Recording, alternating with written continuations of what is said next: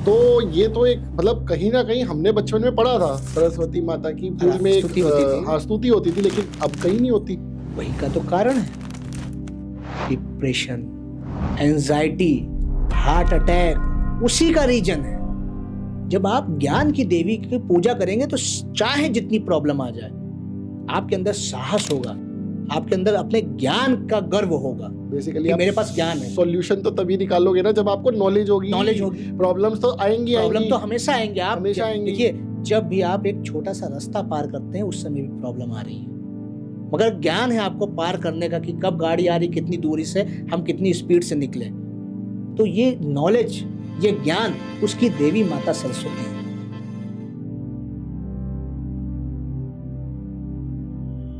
लेकिन आजकल जो निजीकरण, व्यापारीकरण जो चीज़ों का हो रहा है, उसके माध्यम से लोगों को समझ लीजिए डर का धंधा बनाया जा रहा है।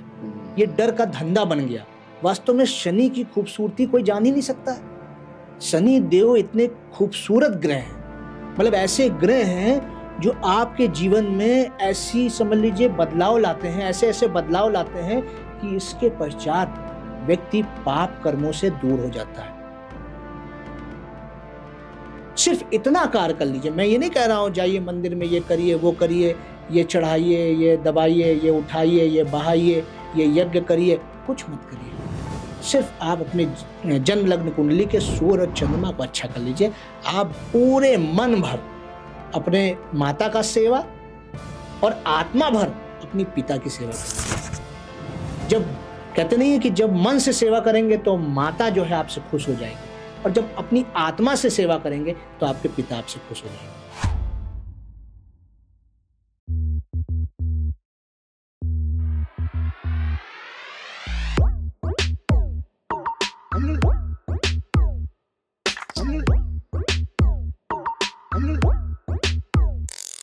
जय हिंद दोस्तों, आज मेरे साथ एक बहुत ही स्पेशल गेस्ट है डॉक्टर हर्षित जी, जो स्ट्रेट अवे आए हैं लखनऊ से हमारे पास एक बहुत ही दिलचस्प सा पॉडकास्ट देने के लिए। आपको पता है टॉपिक क्या है, जो आज के टाइम पे आपको भरमार रील्स में देखने को मिलता है पर समझ में आधा अधूरा आता है। लेकिन आज मेरा ये प्रॉमिस है कि हम आपके ऑलमोस्ट सारे डाउट्स क्लियर करेंगे। अगर फिर भी आपका कोई डाउट रहता है तो आप कमेंट बॉक्स में बुलाना, सर से हम दोबारा रिक्वेस्ट करके सर को दोबारा बुलाएंगे। सर के बारे में एक छोटा सा इंट्रो मैं दे देता हूँ, जितना मुझे सर के इतनी अथाह सागर से पता चला है। सर डॉक्टर हैं और एक बहुत ही बढ़िया एस्ट्रोलॉजर हैं, और हमें बताएंगे कि कुंडलियाँ क्या बोलती हैं। कुंडलियाँ बोलती हैं, हाँ भाई हाँ, मुझे भी आज ही पता चला कुंडलियाँ भी बोलती है, लेकिन उसकी आवाज़ सुनने वाला चाहिए। तो a very warm welcome sir हमारे पॉडकास्ट पे। आप एक हमारे इनविटेशन पे इतनी दूर से हमारे पास आए सर। एक बहुत ही दिलचस्प सा टॉपिक सर आपने सिलेक्ट किया हुआ है, और हमें इसके बारे में बहुत कुछ जानना है सर, क्योंकि रील में हमें देखने को मिलता है लेकिन आधा अधूरा ज्ञान। अब वो क्या सही है या गलत है, सबसे बड़ा डाउट तो यही है। तो सर सबसे पहले तो मेरा जो आपके नाम से ये क्वेश्चन स्टार्ट करता हूँ सर, डॉक्टर कैसे है आपके नाम के आगे? पंडित जी होता है, आपके आगे डॉक्टर कैसे सर? देखिए, जो शोध के पश्चात जैसे एक उपाधि दी जाती है तो वो होती है कि डॉक्टर ऑफ फिलॉसफी। तो वैसे ही मैंने एस्ट्रोलॉजी में डॉक्टर ऑफ फिलॉसफी की हुई है, तो उसी के अकॉर्डिंग डॉक्टरेट होता है। यस, देखिए जहाँ पर भी आप शोध करते हैं, आप किसी भी विषय में शोध करते हैं, तो उसमें जब व्यक्ति शोध पूर्ण कर लेता है तो उसको ये मानद उपाधि दी जाती है। तो उसी के आधार पे मेरा ये नाम पड़ा। और बाकी जैसे आपने बताया कि एस्ट्रोलॉजी में भी, तो मतलब एस्ट्रोलॉजी में क्यों नहीं, मैं ये आपसे पूछना चाहूँगा। सर हमने कभी सुना नहीं कि इसमें भी होता है। हम तो पंडित लगा हुआ देखा है सबके नाम के आगे, दैट्स इट। हमारे लिए वही डॉक्टरेट था। देखिए, हुआ ये कि कहते नहीं है कि हमारी बहुत सी ऐसी चीज़ें हैं जो हम उस तरीके से प्रदर्शित नहीं कर पाए, तो वो चीज़ें कहीं ना कहीं बैक में चली गई। वास्तव में ये है कि देखिए, आज के समय में डिग्रियां जैसे दी जाती हैं, जैसे किसी ने इंजीनियरिंग की तो इंजीनियर उसके आगे लगा, किसी ने समझ लीजिए वकालत की पढ़ाई की तो एडवोकेट उसके आगे लगा। वैसे ही जब कोई शोध करता है, विषय कोई भी हो सकता है, ये एक समझ लीजिए एक छोटा विषय नहीं है। जो विषय आपके भूत, भविष्य और वर्तमान के बारे में बताता हो, जो आपके जीवन के सुख और दुख के बारे में बताता हो, आपके स्वभाव के बारे में, आपके प्रकृति के बारे में, आपकी समस्त जीवन की जो बागडोर अपने हाथ में रखे हुए हो, वो विषय छोटा तो हो नहीं सकता है। और ये जो एस्ट्रोलॉजी है, ये हमारे वेदों से निकला हुआ एक ऐसा समझ लीजिए विषय है जिसको हम ब्रह्म विद्या कहते हैं। और ब्रह्म विद्या की ओर तो कोई व्यक्ति यूं ही नहीं जा सकता है। उसका पथिक बनना आसान नहीं है, उसके पथ पर चलना आसान नहीं है। जब तक कि ब्रह्म नहीं आपको आदेशित करता है, जब तक कि ब्रह्म नहीं चाहता है, तब तक आप ब्रह्म विद्या के ज्ञाता नहीं होते हैं या उससे स्पर्श नहीं करते हैं। तो इस प्रकार से एक जो कंप्लीट एस्ट्रोलॉजर होता है वो वास्तव में समय के साथ यात्रा करता है। तो सर एक बात बताइए, डॉक्टरेट के एग्जाम्स वगैरह भी होते होंगे, कुछ Yes, क्लियर भी yes, करना yes. होता होगा। पूरी तो सर एक बात बताइए, जो जगह जगह पे बंदे बैठे हैं अपने आप को एस्ट्रोलॉजर बोलते हैं, मुझे तो लगता नहीं किसी के पास डिग्री है। नहीं, ऐसा नहीं है। देखिए, जब शिक्षा है हाँ। और परीक्षा है तो डिग्री भी है। जब हम और आप कोई भी मतलब समझ लीजिए शिक्षा लेते हैं और उसमें परीक्षा देते हैं तो या तो पास होते हैं या तो फेल होते हैं। जब फेल हो जाते हैं तो हम इसका मतलब उस शिक्षा को ग्रहण नहीं कर पाए, उसको नहीं समझ पाए। लेकिन जब हम पास हो गए तो हमको डिग्री उपाधि दी जाती है कि यहाँ तक की पढ़ाई आपने प्राप्त की, कंप्लीट की। जैसे आप डॉक्टरेट की बात आ गई तो सबसे पहले तो इसमें समझ लीजिए एंट्रेंस एग्जामिनेशन ही होता है। एंट्रेंस एग्जामिनेशन के बाद शोध की जाती है, पूरी थीसिस लिखी जाती है। उस थीसिस को ये देखा जाता है कि व्यक्ति का जो शोध पत्र है वो कितना ज़्यादा मतलब समझ लीजिए गुणता से उसने हर उस विषय को समाज से देखा है, सीखा है और उसका शोध कैसा है, तब जाके ये अवस्था आती है। ये तो देखिए सामान्य सी बात है। बहुत सारे समझ लीजिए एस्ट्रोलॉजी में भी डॉक्टर हैं, बहुत लोगों ने मास्टर्स किया हुआ है, बहुत ने बैचलर्स किया हुआ है। लेकिन कभी कदार ये होता है कि जब ब्रह्म विद्या किसी पर कृपा करती है तो उसको डिग्रियों की आवश्यकता नहीं होती है।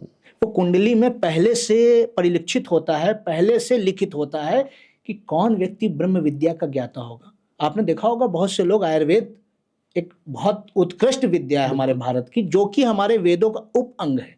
जो एस्ट्रोलॉजी है वो मुख्य अंग है, छठा अंग, नेत्र के रूप में कहा गया है कि जिसे वेद है, वेद के 6 अंग हैं: शिक्षा, कल्प, निरुक्त, छंद, व्याकरण और ज्योतिष। इसी प्रकार जो ज्योतिष है वो नेत्र के रूप में है। आपने देखा होगा ज्योतिषाचार किसी व्यक्ति को देखते ही जान जाता है कि उसका समय कैसा चल रहा है। हाँ, मेरे को मतलब मैंने देखा कई बार बंदे ना शक्ल से देख के ही बता देते हैं कि राहुल जी आपका तो ये है, आप तो बाय प्रोफेशन ये है, आप तो एक प्रोफेशनल है, आप ये हैं वो है, आपका कोई ट्रेडिंग का धंधा नहीं है। तो ये कैसे हो जाता है सर? देखिए, जब आप किसी कहते नहीं है कि विद्या को ग्रहण करते हैं तो उससे संबंधित जो भी चीज़ें घटित होती हैं वो स्वतः ही ज्ञात हो जाता है। और कई बार तो ऐसा होता है जब आप ग्रहों से इतना अधिक समझ लीजिए उनसे मिल लेते हैं, मिलाप हो जाता है, तो वो ग्रह के एक एक भाव, एक एक चीज़ें आपको पता चलने लगती हैं। जैसे कि भाई देखिए, बहुत से हम आम जीवन में मिलते हैं लोगों से। किसी व्यक्ति के लिए धन बहुत महत्वपूर्ण होता है, किसी के लिए शिक्षा बहुत महत्वपूर्ण होती है, किसी के लिए मनोरंजन बहुत महत्वपूर्ण होता है, किसी के लिए कर्म बहुत महत्वपूर्ण होता है। तो वो व्यक्ति उसी ग्रह के आधार पर अपनी जीवन यात्रा को लेकर चलता है। जैसे आपने देखा होगा कई लोग कर्म योगी की भांति जीवन में हर कार्य करते हैं या अपना जीवन कर्म योगी की भांति गुजारते हैं, तो आप देखेंगे उनका सैटर्न बहुत अच्छी पोजीशन में होगा। सैटर्न बोले तो शनिदेव ना, शनिदेव। मैं शनि सोच ही रहा था जी, क्योंकि हर बंदे को नहीं पता सैटर्न शनि को इंग्लिश में क्या कहते हैं। हाँ, मतलब ये तो भाई कहते नहीं, हमने अब चूंकि एज यूजुअल आजकल की भाषा मतलब इस टाइप से चल रही है, शुद्ध अवस्था में हम शनिदेव कहेंगे। पर शनिदेव जी से डर बहुत लगता है सर, 7.5 ले आते हैं तो बड़ी खतरनाक काम हो जाता है सर, उसके बारे में प्लीज जरूर बताइए। यही तो विडंबना है। जैसे आपने वो पंडित शब्द का प्रयोग किया, वास्तव में पंडित का मतलब तो था ना कि ज्ञाता, लेकिन आजकल जो निजीकरण, व्यापारीकरण जो चीज़ों का हो रहा है उसके माध्यम से लोगों को समझ लीजिए डर का धंधा बनाया जा रहा है। ये डर का धंधा बन गया।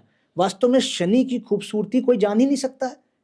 शनि देव इतने खूबसूरत ग्रह हैं, मतलब ऐसे ग्रह हैं जो आपके जीवन में ऐसी समझ लीजिए बदलाव लाते हैं, ऐसे ऐसे बदलाव लाते हैं कि इसके पश्चात व्यक्ति पाप कर्मों से दूर हो जाता है। ये शनि ग्रह है। और अन्य ग्रहों से समझ लीजिए संबंधित व्यक्ति कहीं ना कहीं लोभ में आ जाएगा, ईर्ष्या में आ जाएगा और तमाम ऐसे चीज़ें कर बैठेगा। लेकिन शनि से संबंधित व्यक्ति कर्म योगी होता है, अर्जुन की भांति होता है। शनि से संबंधित व्यक्ति न्याय प्रिय होता है। उसकी जो दृष्टि में न्याय प्रिय बातें हैं वही वो कहेगा। उसके लिए व्यक्ति व्यक्ति में भेद नहीं होता है। शनि ग्रह पार्शियलिटी नहीं करता है। जितने भी आपने देखा होगा न्यायाधीश हैं, शनि को जो हमारी जो कैबिनेट है 9 प्लैनेट की, जैसे सूर्य हो गया उनको राजा की संज्ञा दी गई है, बृहस्पति को गुरु की संज्ञा दी गई है, चंद्रमा को रानी की संज्ञा दी गई है, बुध को राजकुमार की संज्ञा दी गई है, इसी प्रकार राहु केतु को जो मतलब समझ लीजिए आर्मी है उसकी संज्ञा दी गई है।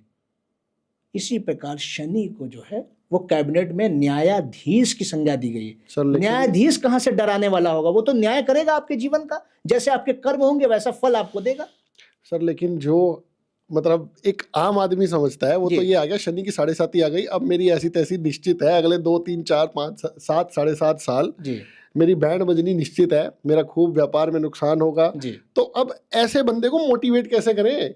ये मात्र एक भ्रम है। जो आप 7.5 से कोई नुकसान की एक कल्पना करके अपने जीवन में एक नेगेटिविटी को प्रवेश दे रहे हैं, ये मात्र एक भ्रम है।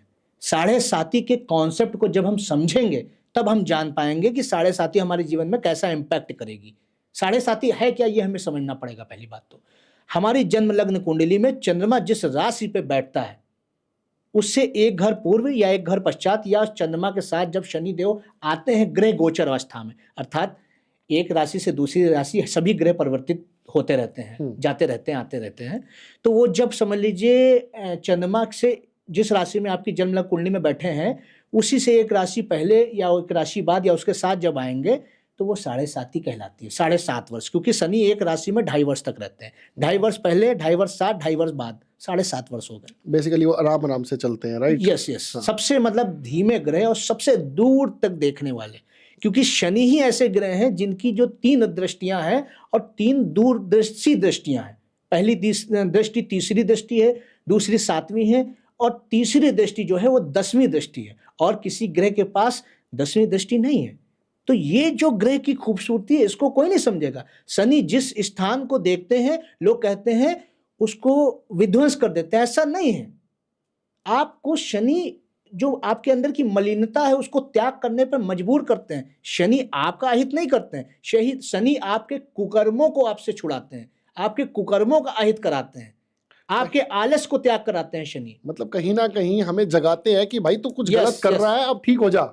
एग्जैक्टली मैं यही कहना चाहता हूं कि जब हम 7.5 के कॉन्सेप्ट को लेके आते हैं, जैसे मैंने आपको बताया 2.5 वर्ष एक राशि पहले, 2.5 वर्ष एक राशि बाद और 2.5 वर्ष साथ में, तो चंद्रमा के कॉन्सेप्ट को हमको समझना पड़ेगा, क्योंकि चंद्रमा और शनि के संयोग से ही 7.5 का जन्म होता है। अब चंद्रमा हमारी जन्म कुंडली में क्या है? चंद्रमा को मन की संज्ञा दी गई है, चंद्रमा को सौंदर्य की संज्ञा दी गई। चंद्रमा मनमौजी ग्रह है। जिस व्यक्ति का चंद्रमा बहुत अच्छी पोजीशन में होता है वो समझ लीजिए एक मनमौजी प्रकृति का होता है। जितना भी आप खेल जगत या मतलब आप फिल्म जगत के लोग देखे होंगे, इन सब का चंद्रमा बड़ा स्ट्रांग होता है। तो चंद्रमा जब मन है, मन मनमौजी है, पीपर पात सरिस मन डोला। जो मन है वो पीपल के पत्ते की तरह है, वो कितनी दूरी तय कर दे हवा चलते ही कोई नहीं जानता है। आप भी देखते होंगे, आप इस पॉडकास्ट में बैठ के एक होस्ट की भांति आप यहाँ पे बात कर रहे हैं, हो सकता है बीच में कई विचार आपके आ रहे हो, कभी घर का विचार आ रहा हो, कभी ऑफिस का आ रहा हो, ये आपके अंदर विचार आ रहा हो मैं आगे क्या क्वेश्चन पूछूं। तो इसी प्रकार ये चंद्रमा का गुण है।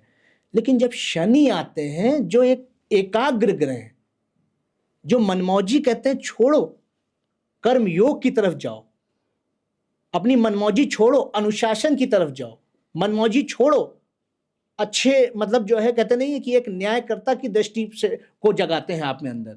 तो वो व्यक्ति जिसको मनमौजी तरीके से जीने को मिल रहा है, जब उसको कोई आके टारगेट करने लगता है तो व्यक्ति मानसिक पीड़ित हो जाता है। उस पीड़ा के अनुभव को ही 7.5 कहते हैं। लेकिन जो ज्ञानी जन है, जो अनुशासित व्यक्ति हैं, जो चीज़ों को समझते हैं, जो ब्रह्म विद्या को समझते हैं, जो एस्ट्रोलॉजी को समझते हैं, वो कहते हैं नहीं, यही ऐसा समय है जब हम अपने मन को कर्म योग में लगाएंगे, हम अपने मन को अनुशासन में लगाएंगे, हम अपने मन को न्यायप्रिय बनाएंगे और वो व्यक्ति अपने जीवन का उद्धार कर लेते हैं। यह है 7.5 की महिमा, यह है शनि देव की महिमा। तो कहीं ना कहीं मतलब जो सर ने बताया, एक शॉर्ट में अगर हम डिस्क्राइब करें इसको, तो शनि देव भैया आपको जगा रहा है कि अगर आपके कुछ कर्म बुरे हैं तो इसको ठीक कर लो। कहीं ना कहीं ऊपर जाके तो सबका हिसाब होना है, जो बोओगे वही काटोगे। अब सर एक बात बताओ, यहाँ पे ना कुछ बंदे हैं जो सारी दुनिया के पैसे मारे बैठे हैं, ठीक है, थोड़ा सा मतलब कोई बंदा याद आ रहा था, जैसे सर ने बोला ना आपको क्या क्या याद आ रहा है, जी जी तो कई बंदों के पैसे मार के उन्होंने बैठे हुए हैं और जी। बढ़िया आलीशान जिंदगी काट रहे हैं सर। जी जी। सर ऐसे बंदों के साथ शनिदेव क्या करेंगे और कब करेंगे? देखिए, जो ऐसे व्यक्ति हैं जो किसी का पैसा मार के बैठे हैं, किसी के खिलाफ अत्याचार किया है या कुछ भी किया है, देखिए धन को एक हम अपने कहते नहीं कर्म के रूप में डिफाइन कर सकते हैं कि हाँ वो भी कर्म का भाग है, हमारी मेहनत का भाग है। तो जब व्यक्ति किसी प्रकार से ऐसी चीज़ें करता है तो शनि देव का बहुत साधारण सा नियम है, उनका नियम है न्याय करने का। वो बिल्कुल ठीक। न्याय करेंगे, वो उस व्यक्ति के साथ उस प्रकार से पेश आएंगे कि जैसे मानिए किसी ने किसी का धन की जो है नुकसान कर दिया, अब पहले व्यक्ति तो जिसका नुकसान हुआ उसको धन देंगे, क्योंकि उस समय तो ऐसा इम्पैक्ट पड़ा कि आपको समझ लीजिए किसी ने चीट कर लिया, तो शनिदेव पहले तो आपकी बराबरी करेंगे, वो उसके लिए दाता बन जाएंगे। ऐसा और करते हैं, ऐसा ऐसा करते हैं। करते हैं। और जब ये मान के चलिए कोई व्यक्ति जो है जो किसी का ग्रहण करके बैठा है तो उसके लिए हारता बन जाता है। मानिए किसी का दसियों साल से कोई ऐसा व्यक्ति धन समझ लीजिए दबा के बैठा है, ले लिया उसने किसी बिजनेस का नाम लेके या अन्य चीज का लेके, तो फिर शनिदेव उस समय उसको उस प्रकार की चोट देंगे। ये शनिदेव का कार्य है। न्यायाधीश का कार्य ही यही है। जब आप अदालत में जाते हैं, जज के सामने जाते हैं, जज क्या करता है? एक तरफा बात सुन के कोई निर्णय नहीं देता है। वो आपकी भी सुनेंगे, आपकी भी सुनेंगे, वो पीड़ित पक्ष की भी सुनेंगे और आरोपी की भी सुनेंगे। बिल्कुल। वो दोनों की बात जब सुन के वो निर्णय लेते हैं बहुत आराम से। तो ये चीजें हैं, ये समझ लीजिए गुण है शनिदेव के। और इन गुणों को जब हम समझेंगे तो हम ये जो ग्रहों के प्रति, एस्ट्रोलॉजी के प्रति हमारी जो भावना थोड़ी सी कहते नहीं है कि नेगेटिव होती चली जा रही है, ये नेगेटिव सोच हमारी खत्म हो जाएगी, हम पॉजिटिव हो जाएंगे। सर बट एक और बात है यहाँ पे ना, पॉजिटिव बात तो ठीक है, लेकिन जब बंदे का टाइम अच्छा चल रहा होता है ना, तब वो ग्रहों के बारे में नहीं सोचता। जैसे ही कुछ बुरा टाइम आता है ना, यार तेरी कुंडली कुछ खराब चल रही है, चेक करा, तो ये सर तभी क्यों याद आती है? अच्छे टाइम पे कोई क्यों नहीं याद करता सर? देखिए, बहुत सिंपल सी बात है। जब हम एस्ट्रोलॉजी की बात कर रहे हैं तो समय की ही बात कर रहे हैं, क्योंकि एस्ट्रोलॉजी बगैर समय के कुछ नहीं बताती है। जब हम ज्योतिष की बात करते हैं तो ज्योतिष की जो भी गणनाएं हम देते हैं वो आपके जन्म के समय के आधार पे, आपके जन्म के समय कौन से ग्रह किस राशि में थे, किस भाव में थे, उसी के आधार पे वो गणनाएं हम देते हैं। होता ये है कि व्यक्ति जब किसी समस्या में नहीं है तो वो कहते नहीं है कि बिना किसी सोच के, बिना किसी लगाम के है, तो वो अपने मनमौजी तरीके से जीता है। लेकिन जब वो देखता है कि हमारे साथ कुछ प्रॉब्लम हो रही है या कुछ कहते नहीं, जब परीक्षा आई तभी पढ़ना स्टार्ट कर दिया। बाकी तो दिन चलिए मौज मस्ती में जा रहे हैं, आज क्लास बंक कर देते हैं, आज लेक्चर नहीं लेते हैं, आज चलिए खेल लेते हैं, आज मैच देख लेते हैं। लेकिन जब जब तुरंत परीक्षा आ गई तो कहते हैं नहीं नहीं, वो इंपॉर्टेंट नोट्स निकाल के लाइए, हम एक्स्ट्रा क्लासेस लेते हैं चल के, चलिए वो हमको, क्योंकि वो समझता है कहीं फेल ना हो जाए, कहीं मेरा जो इतना मैंने मौज मस्ती की है वो समय मतलब समझ लीजिए मेरा वेस्ट ना हो जाए। तो कोई दीपक लेके जाता है, कोई चढ़ावा लेके जाता है, कोई पान के पत्ते लेके जाता है, कोई गायों को चारा खिलाता है, कोई अपने पितरों को पूछता है, कोई पंडित से यज्ञ कराता है, हवन कराता है। लेकिन अगर हम अपने कर्मों को सही रखें आजीवन तो शायद हमको ये रेमेडीज लेने की जरूरत ना पड़े। ठीक उसी प्रकार है, जब आप उल्टा सीधा खाते रहते हैं, उसके बाद जब आपको हेल्थ इशू आता है तो सब कुछ छोड़ देते हैं, आप सात्विकता की तरफ जाते हैं, आप फिर क्या करते हैं, एक्सरसाइज करते हैं। आप आजीवन एक्सरसाइज क्यों नहीं करते हैं? आप आजीवन सात्विक आहार क्यों नहीं लेते हैं? बस यही मेल है। वास्तविकता यही है कि सात्विक आहार ही सत्य है। इसी प्रकार हमारा जो धर्म है, हमारा जो कर्म है, वह सत्कर्म वही सत्य है। क्यों कुकर्मों की तरफ जाना, जिसके तरफ जाने से ही हमको नुकसान होगा? क्यों ऐसे व्यवहार करना? यदि हम ऐसे व्यवहार नहीं करेंगे तो निश्चित तौर पे ही मान के चलिए हमें किसी प्रकार का भोग भोगना ही नहीं पड़ेगा, कष्ट हमारी तरफ आएंगे ही नहीं। और देवता ये नहीं कहते कि तुम मेरी पूजा करो तो मैं तुमको लाभ दूंगा, कहते हैं तुम मेरी बनाई हुई प्रकृति के नियमों को समझो तब मैं तुमको लाभ दूंगा। शिव ये नहीं कहते मेरे ऊपर बेलपत्र चढ़ाओ तो मैं तुम्हारा उद्धार कर दूंगा। शिव तो कहते हैं मुझसे सीखो, मैंने हलाल विष का पान किया है, तुम भी हलाल विष का पान कर लो, तुम भी सारी बुराइयों को अपने अंदर ग्रहण कर लो, अपना मतलब भीतर समा जाओ और दुनिया को अमृत दो। भगवान शिव ने क्या किया? जब समुद्र मंथन हुआ तो पहला जो रत्न था हलाहल विष, वो जब निकला था तो उसको कोई देवी देवता नहीं आया आगे, शिव आए उन्होंने उस विष का पान किया और जो अंतिम रत्न अमृत निकला था वो देवताओं में बांट दिया। बिल्कुल। तो भगवान ये कहते हैं, भगवान श्री हरि विष्णु त्याग सिखाते हैं। वो कभी राम बन के आते हैं, कभी कृष्ण बन के आते हैं। तो वो चीजें हमको समझना चाहिए कि परमात्मा सिखाता क्या है। परमात्मा आपके अपने चरण नहीं पकड़वाएंगे, उनको क्या जरूरत है। उनके लिए कार्य करने वाले तो 24 घंटे 365 दिन समझ लीजिए पूरे नक्षत्र वर्ष या कह लीजिए पूरे आकाश गंगा के वर्ष भर कार्य करते हैं। जो हवा चल रही है वो हम और आप नहीं चला रहे हैं, वो भगवान के जो मतलब कहते नहीं है लोग हैं वो कर रहे हैं। जो श्वास बह रही है, जो ऑक्सीजन बह रही है वायुमंडल में, जो जल बह रहा है, एक समय के लिए एक क्षण के लिए ऑक्सीजन बहना बंद हो जाए, हवा चलना बंद हो जाए, सब समाप्त। तो इस भ्रम में हम और आप ना रहें कि हम भगवान की पूजा कर रहे हैं, भगवान के ऊपर एहसान कर रहे हैं, उनको भोग लगा रहे हैं। जिस दिन भगवान ने भोग लेना प्रारंभ कर दिया, आप लगाना बंद कर देंगे। आप भोग भाव से लगाइए, ये यथार्थ है। जब हम इसको समझेंगे तो हम इस रहस्यवादी सृष्टि को समझ पाएंगे। सर बट हर बंदा समझना ही नहीं चाहता। आपने एक बात बोली थी, मैं वही दोबारा तभी तो भोग रहा है। आज कौन है इस कली काल में जो समझ लीजिए ना समझ होने के की ही तो समझ लीजिए दंड भोग रहा है। अब एक बात बताइए सर, इतनी यंग एज में हार्ट अटैक आ रहे हैं लोगों को, ठीक है सर, जरा सी गाड़ी टच हो जाए तो मरने मारने को बंदूकें निकल जाती हैं रोड के ऊपर, कोई मतलब नहीं सामने वाला कौन है कौन नहीं है। बचपन के अंदर हमें स्कूल के अंदर एक लाइन सिखाई गई थी, India is my country and all Indians are my brothers and sisters. अगर आपके भाई बहन ने हल्की सी गाड़ी लगा भी दी तो क्या हो गया भाई। लेकिन नहीं सर, 4 गालियां तो गाड़ी से उतरते उतरते दे देंगे, अलग से पिटाई ठुकाई आपस में दोनों अलग करेंगे। तो सर इससे ग्रहों का तो कोई लेना देना नहीं है सर। देखिए हम आपको बता रहे हैं, जैसे आपने कहा बचपन में हमें ये सिखाया गया था, हाँ। लेकिन हमने सीखा क्या। और हमको तो जीव विज्ञान भी पढ़ाया गया, वनस्पति विज्ञान भी पढ़ाया गया, सभी चीज़ें पढ़ाई गई ना। हमने वनस्पतियों के बारे में क्या सीखा, हमने जीव विज्ञान के बारे में क्या सीखा, हमने मानवता के बारे में क्या सीखा। ये चीज़ें हमारे ही गलती हैं, ये हमारी गलती है जिसका परिणाम हम आज भोग रहे हैं। और रही ग्रह नक्षत्रों की बात, तो ग्रह नक्षत्र के हाथ में संपूर्ण सृष्टि का बागडोर है। महामाया ने सृष्टि का निर्माण कर दिया और त्रिदेवों को दे दिया कि आप पालन देखिएगा, आप विध्वंस देखिएगा और आप जनन देखिएगा। लेकिन जो ग्रह हैं, कर्म कौन देखेगा, वो ग्रह देखेंगे।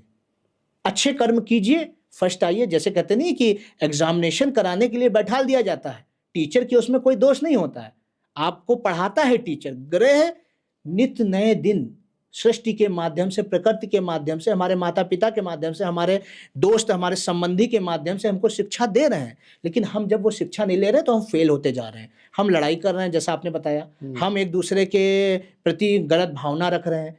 आज आप देखिए धीरे धीरे, चूंकि चारों युगों के माध्यम से आज कलयुग चल भी रहा है।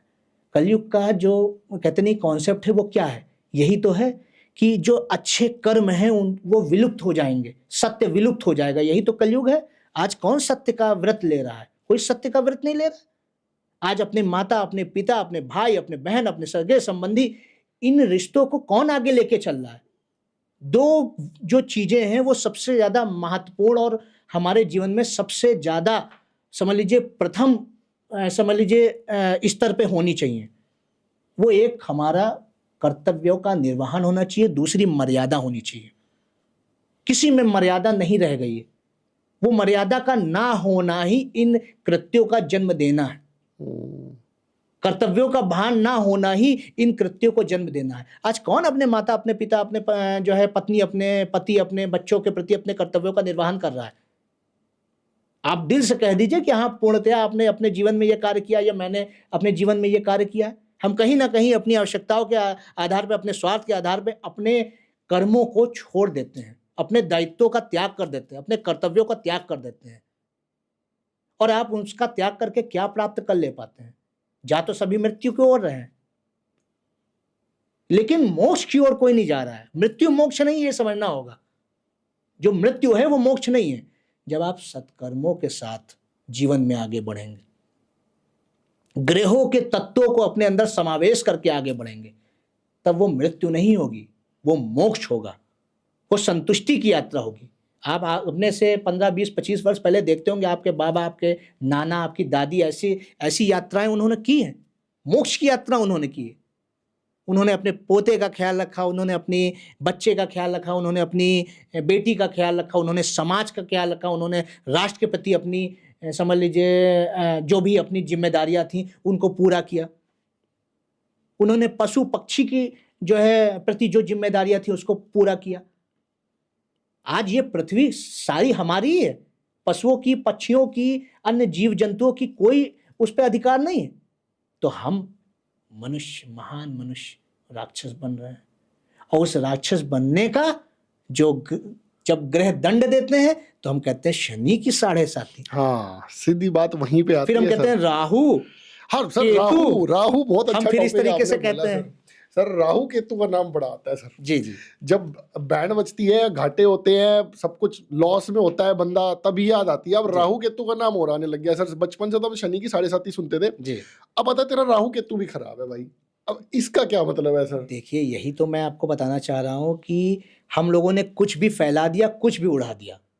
वास्तव में हर ग्रह के अपने अलग दायित्व हैं। जैसे हमारे शरीर की संरचना है, हमारे हाथों का अलग दायित्व है, हमारे नयनों का अलग दायित्व है, हमारी जीवा का अलग दायित्व है, हमारे मस्तिष्क का अलग दायित्व है। उसी प्रकार 9 ग्रहों की जो कैबिनेट है उसमें सभी का अपना अपना अलग अलग दायित्व है। अब हमको ये समझना पड़ेगा राहु है क्या, केतु है क्या। जब समुद्र मंथन हुआ, अर्थात हमारे शरीर, हमारे मस्तिष्क का मंथन जब हुआ, 2 प्रकार की ऊर्जाएं उत्पन्न हुई। जब हमने अमृत का पान कर लिया, आपने देखा होगा ये कहानी वहीं से उत्पन्न हुई है। तो जब ये समझ लीजिए एक हिस्सा राहु बन गया, एक हिस्सा केतु बन गया। अमृत पान के पश्चात जो अमृत को पचा नहीं पाया वो राहु बन गया, जिसने अमृत को पचा लिया वो केतु बन गया। केतु अर्थात धड़, राहु अर्थात सर। तो राहु हमारे मस्तिष्क को प्रभावित कर देता है। राहु की एक बहुत बड़ा, समझ लीजिए, मैं आपको एक कॉन्सेप्ट आपको बता रहा हूं। जिस भी व्यक्ति का राहु खराब होता है उसको सारा समाज खराब नजर आता है। आप लिख के ले लीजिए मुझे। और आज आप अपने ही समाज में अपने दोस्त, अपने रिश्ते, अपने नाते, अपने जो भी संबंधी हैं उनमें ये देखेंगे, अक्सर आप कहते होंगे कि ये व्यक्ति ऐसा है जो किसी का सगा नहीं है। बिल्कुल है। ये व्यक्ति ऐसा है जो किसी पे विश्वास नहीं करता है। उसका निश्चित तौर पे उसका राहु खराब है। क्योंकि राहु जब खराब होगा तो अविश्वास दे देगा, दूसरे के प्रति शक्की बना देगा आपको। जो व्यक्ति धर्म करता है उसको भी व्यक्ति साधु की जगह उसको कहने के लिए उसको बता देगा कि वो साधु नहीं है, वो संत नहीं है, वो तीर्थ नहीं है। आज हमारा राहु हमारे सर पे बैठ के चिल्ला रहा है, हम माँ गंगा का अपमान कर रहे हैं, हम अपने भारत के योद्धाओं का अपमान कर रहे हैं, हम अपनी भारत भूमि का अपमान कर रहे हैं, हम अपने देवी देवताओं का अपमान कर रहे हैं, हम अपने माता, अपने पिता, अपनी पत्नी, अपने संतान, अपने सभी का अपमान कर रहे हैं। और जब हम अपने केतु को जगाएंगे, जब हम अपने राहु को ठीक करेंगे, तो हम संत की भांति कार्य करने लगेंगे, हम वैराग्यधारी हो जाएंगे। कोई हमारे साथ गलत कर भी रहा है तो नहीं, ये उसका कर्म उसके साथ है। कहीं ना कहीं पेशेंस आ जाएगा, ठहराव आ जाएगा व्यक्ति के जीवन में। तो अगर गुरुजी किसी का राहु खराब है तो उसको करना क्या चाहिए? बहुत सिंपल सा है। राहु मस्तिष्क है। मस्तिष्क क्या है? ब्रह्मांड है। और ब्रह्मांड कैसे वश में किया जा सकता है? ज्ञान के आधार पे। आपको कुछ नहीं करना। जिस भी व्यक्ति का राहु खराब है, राहु की महादशा चल रही है, राहु से पीड़ित है, सब कुछ करके देख चुके हैं, वो सिर्फ माता सरस्वती के चरणों में चले जाएं। माता सरस्वती का कोई भी मंत्र पढ़ना प्रारंभ कर दें। मैं निश्चित तौर पे कह रहा हूं, आप स्वयं ये चीज करके देखिए, आपका राहु अच्छा कार्य करना लगेगा। राहु की महादशा में आपको लाभ होने लगेगा। ये तो बहुत ही बढ़िया, हमारे ज्ञान पे प्रभाव डालता है भाई। राहु हमारे ज्ञान पर प्रभाव डाल रहा है, हमारे मस्तिष्क को उलझा रहा है चीजों में, हमारे अंदर इल्यूजन क्रिएट कर रहा है। और माता सरस्वती की जब आराधना करेंगे आप, तो विद्या मिलेगी। और वो विद्या गलत और ठीक को पहचान करा देगी। आपको जो इल्यूजन हो रहा है वो खत्म होगा और आपको पता होगा कौन आप निश्चित तौर पे। क्योंकि मैंने आपको बताया, मैं ऐसी वैसी रेमेडी नहीं देता हूं कि किसी को दबा दीजिए, किसी को बहा दीजिए, किसी को उठा दीजिए, किसी को चढ़ा दीजिए। मेरे पास ये कार्य नहीं है। मैं जो हूं वो सत्य का पथिक हूं। और सत्य यही है कि हमारी जो प्रकृति, हमारे जो देवी देवता, हमारी जो समझ लीजिए ईश्वर है, जो हमारा परमेश्वर है, हमको उसको समझना चाहिए। ये जो हमारा ईश्वर है, हमारी जो स्वर है, यही हमारा ईश्वर है। अब मेरे को बहुत ज्यादा ना इंटरेस्टिंग से क्वेश्चंस आ रहे हैं सर, रुका नहीं जा रहा सर। जी, मुझे जी, ये बिल्कुल। बताओ, शनि की भी रेमेडी बताओ ना सर। शनि किसी का खराब है, जी अच्छे काम करूंगा मैं, जी कोई दिक्कत नहीं है जी भाई, अपने ऊपर ले रहा हूँ मैं, ठीक जी है, जी। तो मैं अच्छे अच्छे काम करूंगा, बट और क्या करना है? जैसे अब ये सरस्वती की पूजा तो कल से ही स्टार्ट है गुरुजी, मुझे नहीं देखना राहु केतु खराब है या नहीं है, मैं जी। तो कर लूंगा पूजा, क्या बिल्कुल दिक्कत है? बिल्कुल बिल्कुल। तो शनिदेव जी के लिए भी बताओ देखिए, सर। शनिदेव के लिए कहा यह गया है, मैंने सबसे पहले आपको बता दिया था न्यायिक होना, दूसरा मैंने आपको बताया था कर्मयोगी होना, तीसरा अनुशासन होना। ये सारे गुण किस में थे? महाभारत कालीन अर्जुन में थे। उन्होंने किसकी बात मानी थी? योगेश्वर कृष्ण की। बिल्कुल ठीक है। योगेश्वर कृष्ण के भी आराध्य कौन थे? देवादिदेव महादेव। जिस भी व्यक्ति का शनि खराब है, साढ़े साती चल रही है, शनि की महादशा में विपरीत परिणाम मिल रहे हैं, वो इस बात को नोट कर लें। और जिनके सगे संबंधियों की ऐसी अवस्था चल रही है कि साढ़े साती से गुजर रहे हैं, शनि की महादशा खराब परिणाम दे रही है, वो ये वीडियो शेयर कर दें। उनको ओम क्लीम कृष्णाय नमः, भगवान श्री कृष्ण का ये मंत्र का उच्चारण करें 11 बार, 21 बार मन में करें। जरूरी नहीं है कि आप दिखावे में करें। बिल्कुल ठीक बात। अगर आप मन में भी ये कार्य कर रहे हैं तो वो कृष्ण हैं जो आपको आपके जीवन का रथ थाम लेंगे और वो सटीक मार्ग पे लेके जाएंगे, समस्त कौरवों से आपको विजय दिला देंगे।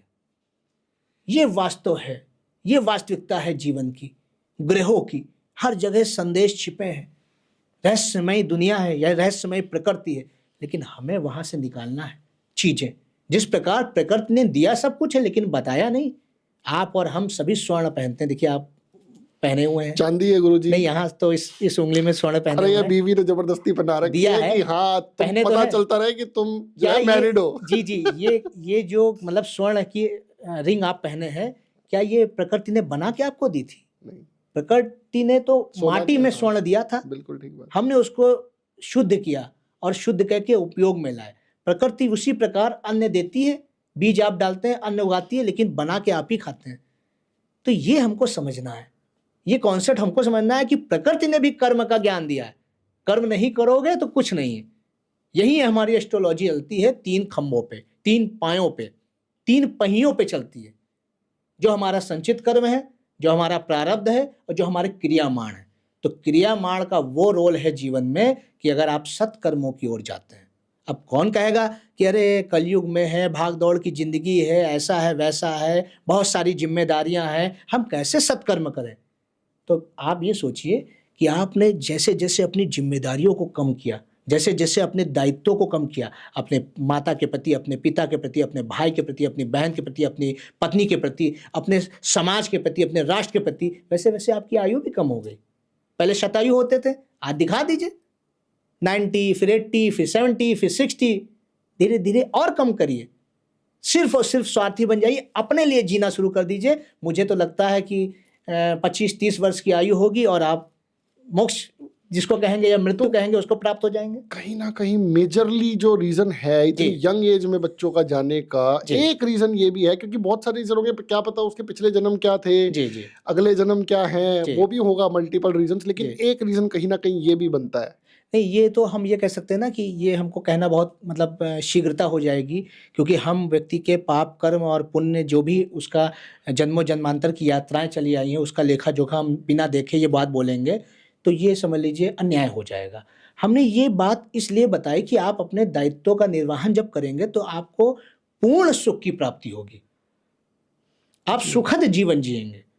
आप चिड़ियों को 4 दिन दाना डाल के तो देखिए।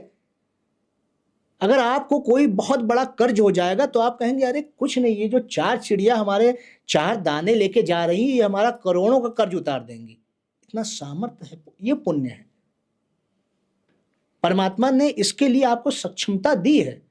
आप जरा गाय को रोटी खिला के तो देखिए, आप श्वान को रोटी खिला के तो देखिए, आप किसी बेसहारा की मदद करके तो देखिए। उससे आपको कुछ जाने वाला नहीं है, आपको प्राप्त होगा। इस प्रकार से कलयुग का भी अंत हो जाएगा। कब होगा सर कलयुग का अंत? इसी प्रकार से हमारे सत्कर्मों से जितनी और हम मतलब समझ लीजिए तेजी से कुकर्मों की ओर बढ़ेंगे, कलयुग प्रभावी होगा। जितनी तेजी से हम सत्कर्मों की ओर बढ़ेंगे, सतयुग प्रभावी होगा, सतयुग जल्दी आएगा।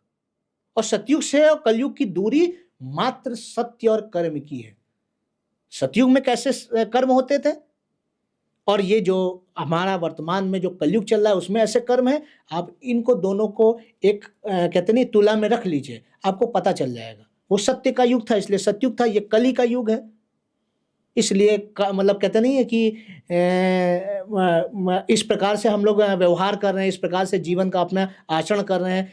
ये हमारा कलयुग के माध्यम से ये चीज़ें हमारे दिमाग में आ रही हैं। अविश्वास हो रहा है, हमको अपने ही लोगों के प्रति घृणा हो रही है, हम अपने ही लोगों के प्रति ईर्ष्या रख रहे हैं, द्वेष रख रहे हैं, जबकि इसको ना रख के भी हम देखिए कैसा जीवन जी सकते हैं।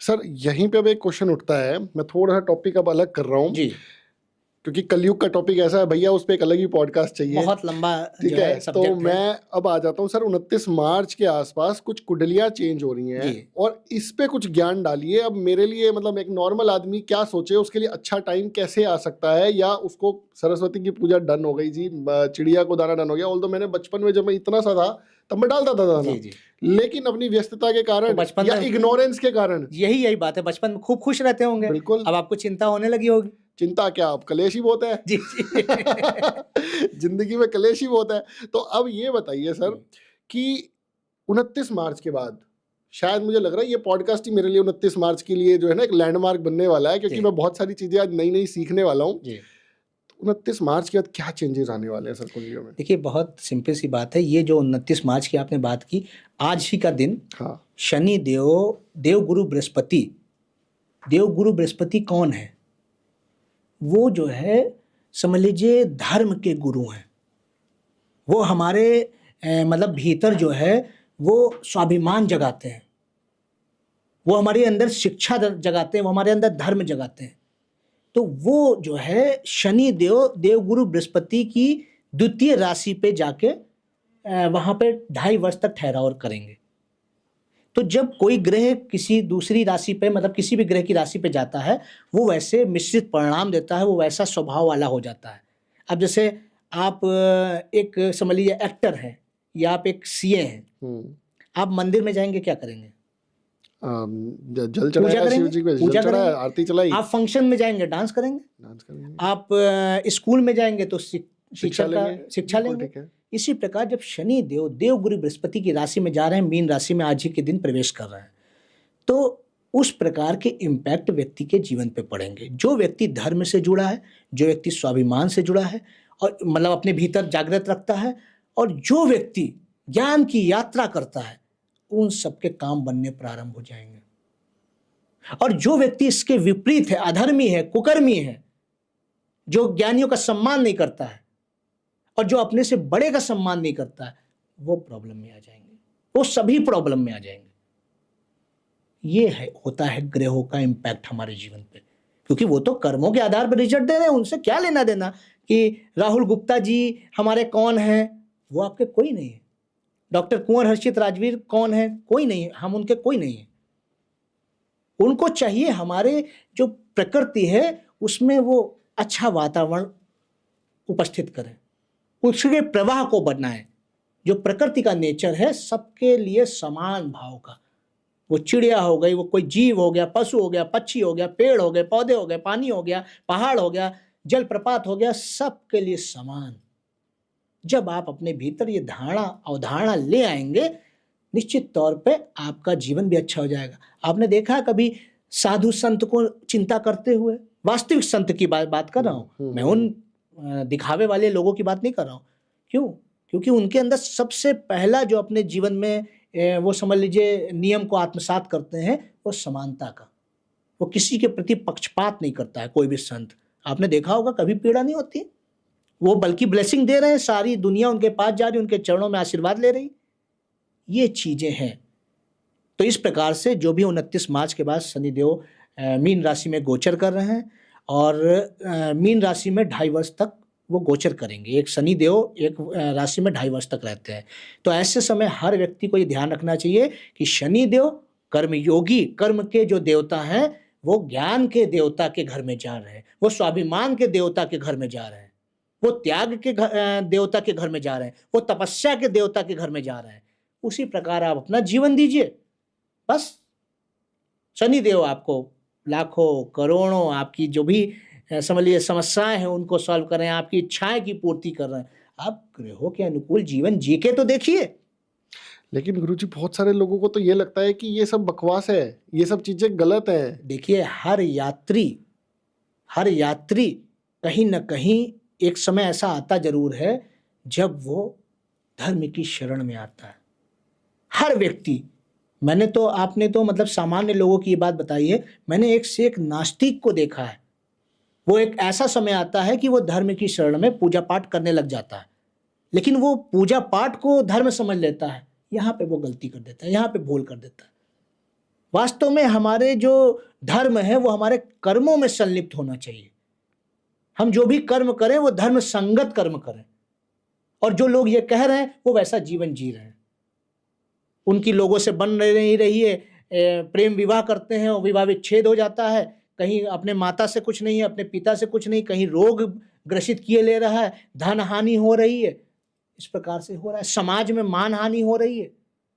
और कभी कदार ये भी होता है कि हमारे प्रारब्ध के कारण भी ऐसी चीजें होती हैं, प्रारब्ध के कारण भी ये समस्याएं आती हैं, तो उसमें आप क्षमा मांग सकते हैं, आप अपने कर्मों में सुधार कर सकते हैं। लेकिन अपनी आंखों के सामने जानकर ये कर्म करना, अनजाने में कर्म हुआ, चलिए हमको जब होश नहीं था, जैसे आप किसी रास्ते से जा रहे हैं और आपके पैर से चींटी कुचल के मर जा रही है, तो पाप तो हो रहा है क्योंकि आपको देख के चलना चाहिए, लेकिन वो अनजाने में पाप हो रहा है, उसका इतना बड़ा जो परिणाम होता है वो नहीं होता है। तो इसी प्रकार अगर आपने पूर्व जन्मों में कोई कुकर्म किया है, उसका परिणाम अभी आपको मिल रहा है, तो आपको क्या करना है, अपने अंदर पश्चाताप लाना है और अपने क्रियामाण को जगाना है। मैं तो अपने हर पॉडकास्ट के माध्यम से 2 बातें कहता हूं। कोई भी व्यक्ति अपनी कुंडली के जो राजा हैं और कुंडली के रानी अर्थात सूर्य और चंद्रमा, जो कि उनके जीवन में माता और पिता की श्रेणी में है, वो अगर अपने माता अपने पिता का सम्मान कर रहा है, उनका आशीर्वाद ले रहा है, सारे ग्रह सही उसको जो है समझ लीजिए लाभ भी देते हैं और वो कभी परेशान नहीं करते हैं। सिर्फ इतना कार्य कर लीजिए। मैं ये नहीं कह रहा हूँ जाइए मंदिर में ये करिए वो करिए, ये चढ़ाइए, ये दबाइए, ये उठाइए, ये बहाइए, ये यज्ञ करिए, कुछ मत करिए। सिर्फ आप अपने जन्म लग्न कुंडली के सूर्य और चंद्रमा को अच्छा कर लीजिए। आप पूरे मन भर अपने माता का सेवा और आत्मा भर अपनी पिता की सेवा कर लीजिए। जब कहते नहीं है कि जब मन से सेवा करेंगे तो माता जो है आपसे खुश हो जाएगी, और जब अपनी आत्मा से सेवा करेंगे तो आपके पिता आपसे खुश हो जाएंगे, क्योंकि पिता आत्म कारक है और माता जो है वो मन की कारक है, वो व्यक्ति का मन पहचानती है। ये अवस्था है। वो आपके साथ कैसा भी व्यवहार किया हो, तमाम लोग ऐसे भी कहते हैं अरे मेरी माता तो ऐसी, मेरे पिता तो ऐसे, वो आपको तो आपके जन्म के कर्मों के आधार पे वो श्रेणी मिली है। अब आपको जगाना है अपने क्रियामाण को, आपको उनको भगवान समझ के उनकी पूजा करनी है। और वैसे भी आपको सृष्टि में वही लेके आए, सारे दोषों का नाश तो सिर्फ एक इस रेमेडी से हो जाएगा। ये चीजें हमारी सनातन की ये शक्ति है, हमारे वेद, हमारे पुराण, हमारे उपनिषद, हमारे धर्म ग्रंथों की ये शक्ति है। लेकिन कई बंदे ऐसे हैं जो जॉब अपने बिजनेस की वजह से कहीं और रहते हैं, उनके माता पिता कहीं और रहते हैं, कुछ बच्चे आउट ऑफ इंडिया भी शिफ्ट हो जाते हैं, तो उनके लिए तो बहुत ही टफ हो जाता है। तन से कहीं और रहते हैं, मन से तो अपनी माता अपने पिता के साथ रह सकते हैं। मन से तो कहते नहीं है कि मन से तो सेवा कर सकते हैं, जरूरी नहीं है कि आप अपने तन से सेवा करें। हाँ चलिए मजबूरियां होती हैं, अपने दायित्व का निर्वहन कर रहे हैं या अपने जीवन में जो अपने कर्म हैं वो कर रहे हैं। आपके पिता कभी नहीं कहेंगे आप अपनी जॉब छोड़ के आइए मेरे पैर दबाइए, अपनी माता कभी नहीं कहेंगे कि जो है आप अपनी जॉब छोड़ के आइए मेरा सर दबाइए, मेरे लिए साड़ी लेके आइए, मुझे अपने हाथों से खाना खिलाइए, जबकि उन्होंने ये सब किया है आपके लिए। अगर आप मन से भी सेवा कर रहे हैं, कई लोग तो मन से भी सेवा नहीं कर रहे हैं, तो वो वही भोग रहे हैं। ये है, ये रिजल्ट है कलयुग का, और ये कलयुग इस प्रकार से प्रभावी है। सिर्फ माता पिता ही नहीं, ये जो 9 ग्रह हैं वो इसी प्रकार से अलग अलग हमारे जीवन में तत्व के रूप में विद्यमान है। कोई भाई के रूप में है तो भाई को मंगल की श्रेणी दी गई है, किसी का मंगल खराब है तो अपने भाई से अच्छे रिश्ते कर ले, किसी का बुद्ध खराब है अपनी बहन से अच्छे रिश्ते कर ले। इसमें बुध में सर एक और बात मुझे बताई थी किसी ने कि बुध अगर किसी का खराब हो जी। तो उनको जो है वो किन्नर की सेवा करनी चाहिए, किन्नर जी। को हरा सूट एंड चूड़ियाँ इस तरीके से कुछ देना चाहिए। जी। सर ये कितना मतलब सही है ये बात? देखिए, बुध को मतलब समझ लीजिए 9 ग्रहों में एक नपुंसक ग्रह की संज्ञा दी गई है। हम्म, उसी के आधार पे एक तो ये मतलब चीज़ें हैं। हम्म, उसके बाद ये होता नहीं कि किन्नर जो है वो मतलब समझ लीजिए वहीं तक अपने जीवन को मतलब रोक लेते हैं। हम्म, हम और आप शुक्र प्रधान हैं। हम लोग जीवन को बढ़ा रहे हैं, अपने से अंदर से नए नवजीवन निकाल रहे हैं। बुध वहीं पे मतलब जो किन्नर हैं वो वहीं पे जीवन उनका रुक जाता है। जो हम्म, उनके जीन हैं वो वहीं पे रुक जाते हैं। हम्म, तो जब बुध ग्रह जिसका पीड़ित हो वो उनकी मतलब सेवा करेंगे या उनको मतलब दान देंगे, उनका सत्कार करेंगे, सम्मान करेंगे, तो आपका बुध ग्रह इसी कारण से ठीक हो जाता है। तो ये मतलब ठीक है हाँ, रेमेडी ये कहीं ठीक ना कहीं? रेमेडी है। ये ठीक रेमेडी है। ऐसा करना चाहिए और प्रकृति से जुड़ाव करना चाहिए। बुध को राजकुमार की संज्ञा दी गई है। जब आप प्रकृति से लगाव करेंगे, प्रकृति से जुड़ाव करेंगे, तब भी आपका बुध अच्छा होगा। जब बुध एक ऐसा ग्रह है जो दिन और रात दोनों में कार्य करता है, जिसका भी बुध अच्छा है, आपका तो मुझे लग रहा है बुध अच्छा है। अच्छा, कैसे पहचाना गुरुजी तो बताओ? बस यही अवस्था है। नहीं मैंने अभी देखिए, जब भी बुध अच्छा होता है हाँ, तो व्यक्ति में जो बोलने की क्षमता होती है। क्षमता अच्छी होती है, अच्छा वक्ता होता है। जैसे हमारे सामने एक हमारे जो है बड़े भाई बैठे हैं, वो भी बहुत अच्छे वक्ता हैं। तो इसी प्रकार से देखिए, जो व्यक्ति पढ़ाई लिखाई के माध्यम से बहुत अच्छा, वो क्या तो लिखने में बहुत अच्छे होंगे, वो मतलब ज़्यादातर टीचिंग या सीए जैसे आप हैं, या तमाम मतलब उनका मतलब अकाउंट से रिलेटेड चीज़ें होंगी, लिखा पढ़ी से रिलेटेड चीज़ें, वो सब बुध वाले हैं। उन सबका बुध अच्छा होगा। तमाम कवियों की कुंडली उठा के देखिए, बुध अच्छा होगा। मैं तो अभी नहीं देखी मैंने कुमार विश्वास की कुंडली, आप देखिएगा कुमार विश्वास, जितने भी कवि हैं, कवियत्री हैं, सबका बुध अच्छा होगा। बगैर बुध अच्छा हुए या द्वितीय भाव, जो जन्म लग्न कुंडली में 12 भाव होते हैं, उसमें तो द्वितीय भाव वाणी भाव होता है। जब तक कि वो आपका स्ट्रांग नहीं है, आप एक अच्छे वक्ता नहीं बन सकते। ज्ञानी हो सकते हैं, तपस्वी हो सकते हैं, मान सम्मान प्राप्त कर सकते हैं, लेकिन एक अच्छा वक्ता तभी बनेंगे जब आपकी जन्म कुंडली में द्वितीय भाव अच्छा हो, या द्वितीय भाव पे देवगुरु बृहस्पति की दृष्टि पड़ रही हो, या बुध आपकी कुंडली में अच्छा हो। बस आप एक अच्छा वक्ता बन जाएंगे। कहीं ना कहीं मुझे जो लग रहा है भैया, विद्या चाहिए, सरस्वती जी को तो पकड़ ही लो। अब मुझे एक बात बताओ गुरुजी, मैं ये देख रहा हूँ आज की जनरेशन में कोई सरस्वती की पूजा ही नहीं कर रहा, कोई बच्चा नहीं कर रहा, कोई एडल्ट नहीं कर रहा। मैं तो अपने से भी एग्जांपल ले रहा हूँ, मेरे घर में कोई नहीं कर रहा। जी जी। तो ये तो एक मतलब कहीं ना कहीं हमने बचपन में पढ़ा था सरस्वती माता की वो होती थी स्कूल में, स्तुति होती थी। हाँ स्तुति होती थी, लेकिन अब कहीं नहीं होती। वही का तो कारण है, डिप्रेशन, एंजाइटी, हार्ट अटैक, उसी का रीजन है। जब आप ज्ञान की देवी की पूजा करेंगे तो चाहे जितनी प्रॉब्लम आ जाए, आपके अंदर साहस होगा, आपके अंदर अपने ज्ञान का गर्व होगा, बेसिकली कि मेरे पास ज्ञान है। सॉल्यूशन तो तभी निकालोगे ना जब आपको नॉलेज होगी। प्रॉब्लम्स तो आएंगी, प्रॉब्लम तो हमेशा आएंगे। आप हमेशा आएंगी। देखिए, जब भी आप एक छोटा सा रास्ता पार करते हैं, उस समय भी प्रॉब्लम आ रही है, मगर ज्ञान है आपको पार करने का कि कब गाड़ी आ रही, कितनी दूरी से, हम कितनी स्पीड से निकले। तो ये नॉलेज, ये ज्ञान, उसकी देवी माता सरस्वती है। हमको अपनी हिंदू संस्कृति पे गर्व होना चाहिए। हमारे पास ज्ञान की देवी माता सरस्वती, हमारे पास धन की देवी माता लक्ष्मी, हमारे पास शक्ति की देवी माता काली है।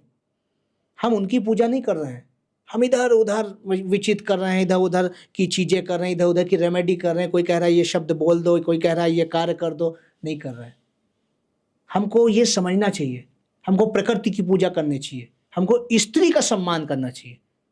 बहुत से लोग हैं, मानिए चलिए नहीं मंत्र पढ़ रहे हैं, नहीं कर रहे हैं, स्त्री की सेवा करें, स्त्री का सम्मान करें, उसका सत्कार करें। तीनों देवी आपसे ऐसे ही प्रसन्न हो जाएंगी। अभी आने वाले समय में कल से नवरात्र प्रारंभ हो जाएंगे। 9 दिन हम व्रत रखेंगे, 9 दुर्गा की पूजा करेंगे, लेकिन 9 दुर्गा का कॉन्सेप्ट हम नहीं समझ पाएंगे। वास्तव में 9 दुर्गा क्या है? शक्ति का उदाहरण है। और हमारे जीवन में हमारी पत्नी, हमारी माता, हमारी बहन शक्ति है हमारी, हम उसका सम्मान नहीं कर रहे हैं। सबसे पहले एक मनुष्य को यह ध्यान में रखना चाहिए, एक पुरुष को यह ध्यान में रखना चाहिए कि जो प्रकृति है, स्त्री प्रकृति का रूप है, वही जीवन को आगे बढ़ा रही है। जब तक कि उसके भीतर प्रकृति के प्रति अर्थात स्त्री के प्रति सम्मान की भावना नहीं होगा, वो व्यक्ति वैसे ही अधूरा जीवन जिएगा। जब शिव बगैर शक्ति के शव हो जाते हैं और राम नहीं पूजे जाते हैं और कृष्ण अधूरे रह जाते हैं, तब आप कैसे परिपूर्ण हो सकते हैं? शिव को शक्ति की सहायता चाहिए ही चाहिए, राम को सीता की सहायता चाहिए ही चाहिए, कृष्ण को राधा की सहायता चाहिए ही चाहिए। आप कहां से हैं?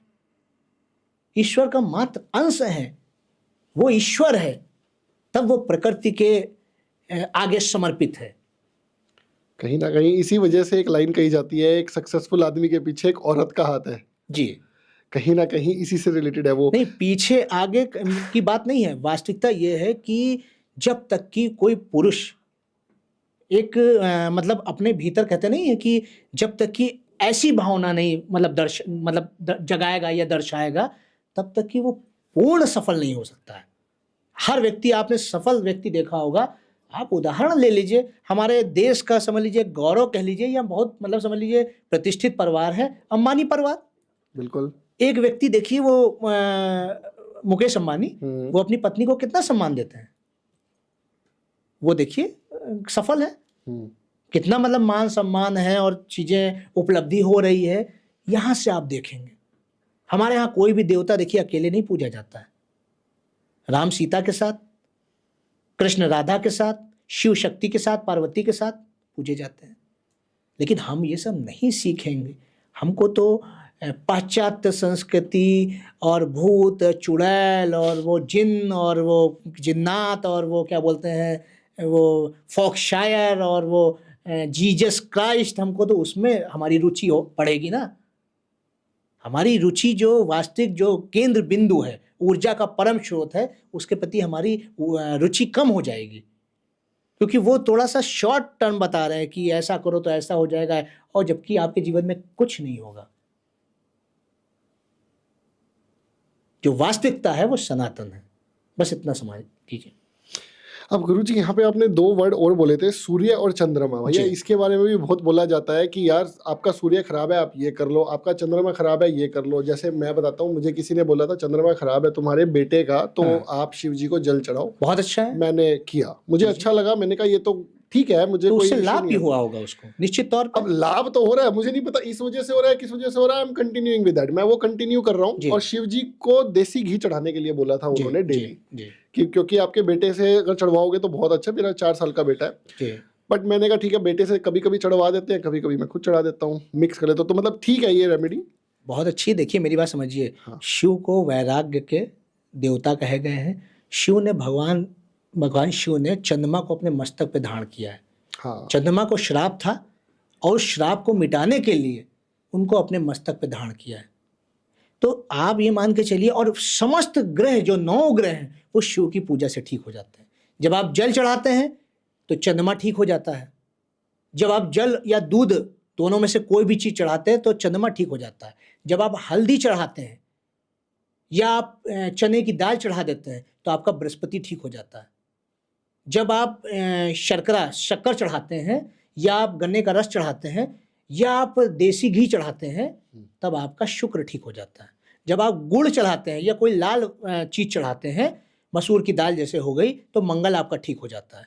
जब आप धूप बत्ती धुएं से मतलब सुगंध से जब आप भगवान शिव का अभिषेक करते हैं तो राहु आपका ठीक हो जाता है। जब आप हरी पत्ती चढ़ाते हैं, बेलपत्र जिसको कहते हैं, तो बुध आपका ठीक हो जाता है, केतु आपका ठीक हो जाता है। तो कहीं ना कहीं इसी प्रकार बिल्कुल 9 ग्रहों की रेमेडी भगवान शिव में है। और वैसे भी जब कोई भी व्यक्ति भगवान शिव की पूजा करता है, जो देवादिदेव महादेव हैं, जिन्होंने समस्त सृष्टि को पूर्ण करने का बार बार मतलब कहते नहीं, भगवान शिव सृष्टि पूर्ण कर देते हैं, तो उनके पास असीमित क्षमता है। और जो शक्ति को धारण करके बैठे हैं, उनसे बड़ा कौन हो सकता है। तो अगर किसी भी व्यक्ति का कोई भी ग्रह खराब है तो भगवान शिव की नियमित पूजा करें और इस भावना के साथ करें। मतलब मैं तो कहता हूं प्रत्यक्ष को प्रमाण की आवश्यकता नहीं है, करके देख लो। प्रत्यक्षम किम प्रमाणम। आप 21 दिन का एक व्रत लीजिए कि 21 दिन में महादेव की पूरी भक्ति से और पूरे भाव से, कलुषित भाव से ना करिए, आपने क्या किया, आपका कोई ग्रह खराब है, आपने कहा नहीं महादेव की मैं सेवा कर रहा हूँ, दूसरी तरफ आप किसी को प्रताड़ित कर रहे हैं, पीड़ित कर रहे हैं, किसी को समझ लीजिए गलत कार्य किसी से कर रहे हैं, तो भगवान शिव कहेंगे तुम मेरे द्वार भी आके तुम मेरे तरीके से नहीं हो पाए, तुम मेरे नहीं हो पाए, तो आपको कोई लाभ नहीं होगा। ये मैं आपके शो के माध्यम से स्पष्ट कर देना चाहता हूँ। फिर न्याय के देवता आएंगे ना, जी शनिदेव जी जी, जी जी वो सब बराबर कर देंगे। तो आपको अपने भीतर बदलाव लाना है, फिर आपको द्वार पे जाना है। वो किसी भी देवी किसी भी देवता के द्वार पे जाइए, या मन से उसके द्वार चले जाइए, तन से मत जाइए, फिर भी आपका कल्याण हो जाएगा। ये रहस्य है हमारे समझ लीजिए एस्ट्रोलॉजी का रहस्य है, हमारी विद्याओं का रहस्य है, हमारे ग्रहों का रहस्य है, हमारे नक्षत्रों का रहस्य है। अब सर ग्रह नक्षत्र ये सब भी ना वक्त के हिसाब से चेंज कर देते हैं। कोई तो कहता है भाई साहब न्यूमरोलॉजी पे आ जाओ जी, आप किस डेट पे पैदा हुए हो उसको जोड़ के और उसके हिसाब से जो नंबर बनेगा उसके हिसाब से। अब दूसरा आता है मेरे बर्थ के टाइम के हिसाब से, डेट टाइम और जिस जगह पे पैदा हुआ हूँ उस जगह का क्या रोल है। तीसरा आता है जी अप्रैल है तो आपकी राशि बाय डिफॉल्ट सपोज तुला है या मीन है। अब ये कौन सी ठीक है ये तीनों में से? देखिए एक्चुअल में होता ये है कि हम राशियों की जब बात करते हैं तो राशि दो होती हैं, दो प्रकार से। एक जो है सन साइन होती है, एक मून साइन होती है। सन साइन मतलब जैसे हमारी जब हमको आत्मीय कोई चीज़ देखनी है, आत्मबल देखना है, तो हम सन साइन देखते हैं। सूर्य एक माह तक एक राशि में रहता है। अब जैसे 15 जब आपका अप्रैल आएगा तो वो मेष राशि पे चला जाएगा। 15 अप्रैल से 15 मई तक मेष राशि, फिर वृष, फिर मिथुन, फिर कर्क, फिर सिंह, फिर मतलब इसी प्रकार से कन्या तुला करके 12 राशियों पे विचरण करेगा। लेकिन चंद्रमा एक राशि पे 2.5 दिन रहता है, इसीलिए मतलब चंद्रमा सबसे कम दिन एक राशि पे रहता है, इसीलिए मन सबसे चंचल होता है। आप देखते होंगे कि व्यक्ति अपनी प्रकृति में बदलाव भले कुछ समय बाद करे, उसके तन में बदलाव भले बाद में हो, समय लग जाए, लेकिन व्यक्ति का मन बहुत जल्दी परिवर्तित होता रहता है। उसका कारक चंद्रमा है।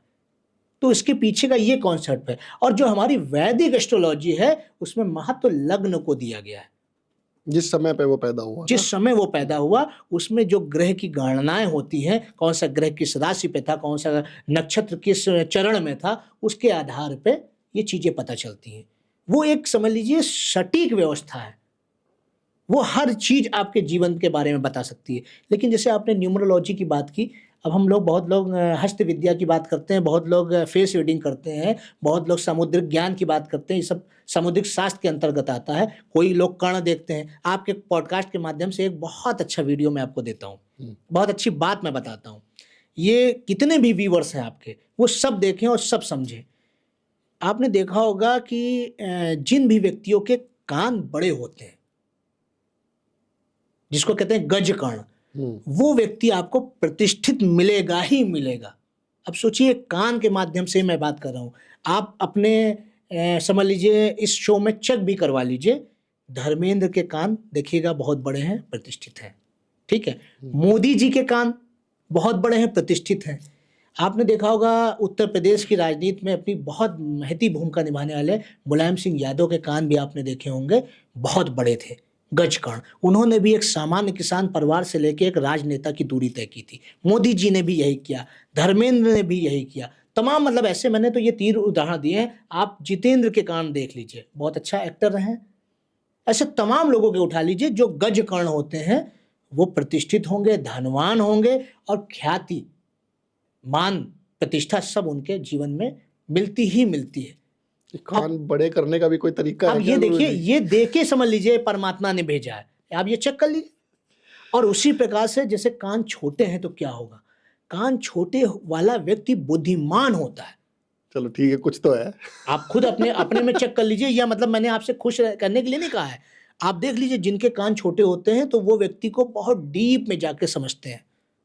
आप अपने से रिलेट कीजिएगा और शो में जो लोग देख रहे हो वो कमेंट करें, अगर मेरी बात गलत है तो वो कमेंट करें। बिल्कुल। तो ये चीजें हैं। अब समझ लीजिए मैंने कान के आधार पे बता दिया, नाक के आधार पे, दांत के आधार पे चीजें बताई जाती हैं। तो ये सामान्य ज्ञान हो गया। जो विस्तृत ज्ञान है वो है हमारी वैदिक एस्ट्रोलॉजी। इसी प्रकार न्यूमरोलॉजी है।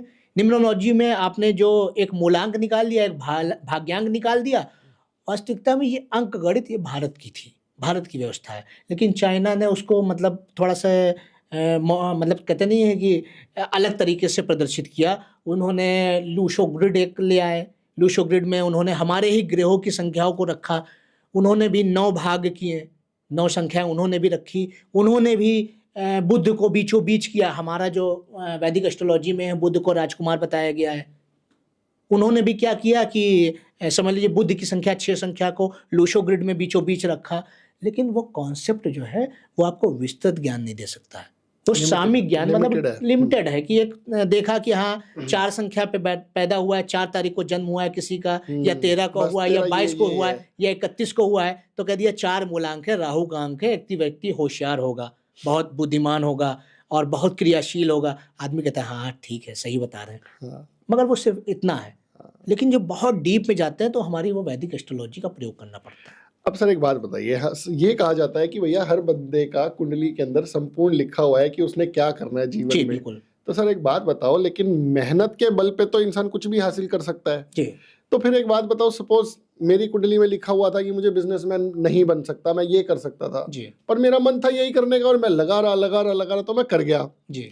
अब यहाँ पे क्या कुंडलियां चेंज भी होती हैं क्या? जी, ये मुझे देखिए जानना है। कुंडली कोई चेंज नहीं होगी। हाँ। कुंडली क्या है, वो आपकी रिपोर्ट है। जैसे जब अपना ब्लड सैंपल देते हैं तो उसमें जितने भी जो भी रिपोर्ट निकल के आती है, वो चाहे LFT की हो, TFT की हो, या आपके लीवर के एंजाइम वगैरह जो जो चीज़ें आती हैं वो आपका ब्लड रिपोर्ट के माध्यम से आ गई। इसी प्रकार से जो कुंडली हमको प्राप्त हुई है, हमारे जन्म जन्मांतर के कर्मों के आधार पे वो हमको ग्रह स्थितियाँ प्राप्त हुई हैं। वो हमारे भाग्य, हमारे कर्म, हमारे प्रकृति, हमारे जो भी जीवन की चीज़ें हैं वो उसको दर्शित कर रही हैं। अब बात आती है हमारा कर्म कैसा होगा, हम सत्कर्मी होंगे या कुकर्मी होंगे, हम बिजनेस के लाइन में जाएंगे या सेवा के क्षेत्र में जाएंगे, या हम राजनेता बनेंगे। ये सब पहले से कुंडली में निहित होता है, वो बता रही है, कर नहीं रही है, वो बता रही है। अब ये चीज़ें होती हैं कि व्यक्ति गलत रास्ते पे चला गया। आपने कभी गूगल मैप चलाया, यूज़ किया होगा, आप देखते होंगे अक्सर कि जिस रास्ते पे जैसे आपको जाना है, आपने उस रास्ते पर टर्न ना होकर थोड़ी आगे निकल गए तो वहाँ जहाँ आप पहुँचना चाहते हैं वहाँ देर हो जाती है, हो जाता है। बस इतनी सी चीज़ें हैं। एस्ट्रोलॉजी के माध्यम से चीज़ें इतनी हैं कि आपको जिस रास्ते पे जाना है, जाना वहीं है। अगर आपने गलत रास्ते का चयन किया, कुकर में किए, तो आप देर से पहुँचेंगे। इतना कॉन्सेप्ट समझ लीजिए, पहुँचना वहीं है, सही रास्ते का चयन करना है। अब आप इस चीज को समझ गए? जैसे सेटिस्फाई नहीं है तो मैं और एक्सप्लेन कर दूं। नहीं सेटिस्फाइड तो हूं, लेकिन मेरा क्वेश्चन है एक, मैं चाहता हूं मेरा बेटा क्रिकेटर बने, मेरा बेटा चाहता है कि वो क्रिकेटर बने, ठीक है। अब मुझे नहीं पता उसकी कुंडली में क्रिकेटर है या नहीं है, अब मुझे क्या करना चाहिए? मैं कल से सरस्वती की पूजा उससे स्टार्ट करवाने वाला हूं ताकि उसको विद्या ग्रहण करने में, ये भी एक विद्या है, ये भी एक विद्या है। लेकिन जैसे आपने बताया कि वो मेरा बेटा चाहता है मैं वो क्रिकेटर बने, आप भी चाहते हैं, आप क्या कर रहे हैं इसमें? चाह कर रहे हैं। तो अगर रेमेडी के सेक्शन में जाएंगे तो मैं कहूँगा चाह मानिए आपकी इच्छा, तो आप अपने इच्छा पूर्ति के भाव को मजबूत कर लीजिए। अगर मानिए थोड़ी सी मुश्किल भी है तो चूंकि आपने क्रियामाण का प्रयोग कर दिया, जो एस्ट्रोलॉजी है वो 3 प्रकार के ही स्तंभों पे खड़ी हुई है। क्रियामाण मैंने स्टार्टिंग में जैसे आपको बताया था, संचित कर्म और आपका प्रारब्ध। अब मानिए प्रारब्ध में थोड़ा सा लिखा भी है कि प्रयास करेगा लेकिन सफल देर से होगा या सफल नहीं होगा, तो उसने क्या किया? क्रियामाण को जगा दिया, आपने प्रारब्ध को पीछे कर दिया। और उसके जो संचित कर्म है, संचित कर्म यह था कि उसको यश, कीर्ति, मान, सम्मान, सुख की प्राप्ति होगी। समझ गए आप? तो वो आप उसके क्रिकेटर बनने से उसको प्राप्त हो जाएगी। तो इस प्रकार से आपने क्रियामाण का सहारा लेके उसको क्रिकेटर बना दिया। अब बात आती है कि आप चाहते हैं कि कैलकुलेटिव हैं, आप समय नहीं वेस्ट करना चाहते हैं, नहीं चाहते हैं कि धोनी जैसे बाद में बने लेकिन बहुत अच्छा बने, बहुत मेहनत करी बेचारे ने, ठीक है। हाँ, तो अगर ऐसा ही चाहते हैं आप, तो आपको क्या करना है? आप अपने बेटे की कुंडली दिखाइए किसी अच्छे एस्ट्रोलॉजर को, वो ये मान के चलिए हर एक चीज आपको स्पष्ट करके बता देगा। क्योंकि अगर 10म भाव या एकादश भाव की अवस्था अच्छी नहीं है, जैसे मैं आपको तमाम कुंडली में बता रहा हूँ, जैसे विराट कोहली की कुंडली आप उठा के देखिएगा, उसका 9वें भाव का स्वामी और 10वें भाव का स्वामी एकादश भाव में जाके युति की है उसने। युति मानिए मतलब इच्छा पूर्ति के भाव में जाके दोनों लोग एक ही, मतलब समझ लीजिए दोनों ग्रह एक ही भाव में जाके बैठ गए। कर्म और भाग्य का स्वामी इच्छा पूर्ति के भाव में जाके बैठ गया। भले उसके भाग्य का स्वामी नीच का है, विराट कोहली के मतलब भाग्य का स्वामी नीच का है, लेकिन उसके इस प्रकार से ग्रहों ने युति की, इच्छा की पूर्ति हो गई। समझते, इच्छाओं की पूर्ति हुई। और राहु की महादशा चली तो नेम फेम और ग्लेम सभी कुछ मिला। अभी राहु की महादशा से गुजर रहे हैं और मैंने ये समझ लीजिए एक भविष्यवाणी भी की है, मैं आपको बता रहा हूँ आपके पॉडकास्ट के माध्यम से। विराट कोहली राजनीति में भी जाएंगे आगे आने वाले समय में। ओह, निश्चित तौर पे, बहुत बड़ी निश्चित बात है, तौर पे मैं बता बहुत रहा बड़ी हूं। बात है। तो ये चीजें होती हैं, ये दिखा रही हैं कि क्या है कुंडली, क्या चीजें हमको दी मिलेंगी, और वो सिर्फ हमारे भूत भविष्य और वर्तमान को डायग्नोस कर रही हैं। लोग अक्सर कह देते हैं हम नहीं मानते, मत मानिए।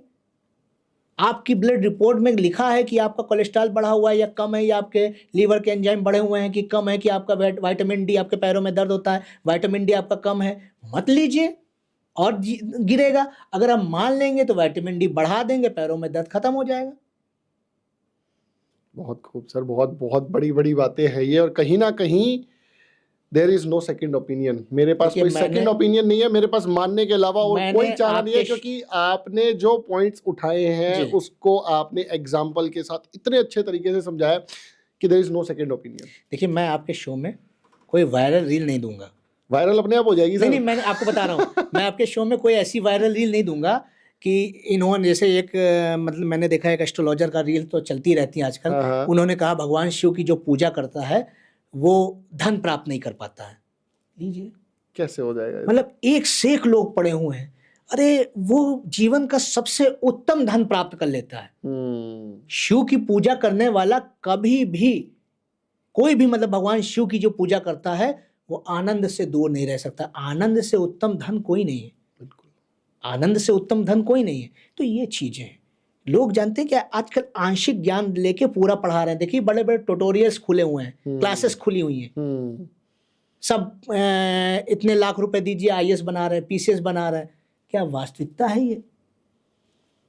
एजुकेशन आप दे रहे हैं, आप मतलब समझ लीजिए चीजों को सिखा रहे हैं। उसी प्रकार एक एस्ट्रोलॉजर है, उसको ये समझना चाहिए कि हम ज्योतिष बता रहे हैं, हमारे अंदर मतलब ज्योतिष को बताने की हमारे अंदर कोई बहुत बड़ी वो चीज नहीं है। हम ज्योतिष विद्या की महानता है कि जो हम आपको बता रहे हैं, तो उसमें किसी प्रकार की मिथ्या भाषा का प्रयोग ना करें, असत्यों का प्रयोग ना करें, कोई गलत प्रकार के उपाय ना बताए, कोई गलत चीजें ना बताए। सबसे पहले तो उसको अपने विद्या की मर्यादा में रहना चाहिए, विद्या के दायित्वों की पूर्ति करनी चाहिए। जैसे मैंने दो बात आपसे कही कि मर्यादा और कर्तव्यों का निर्वहन, ये सबसे ज्यादा व्यक्ति के जीवन में महत्वपूर्ण होते हैं। जो भी व्यक्ति मर्यादा और कर्तव्यों का निर्वहन करता है वो कहीं भी पीछे नहीं जाता है, वो हमेशा आगे बढ़ता जाएगा।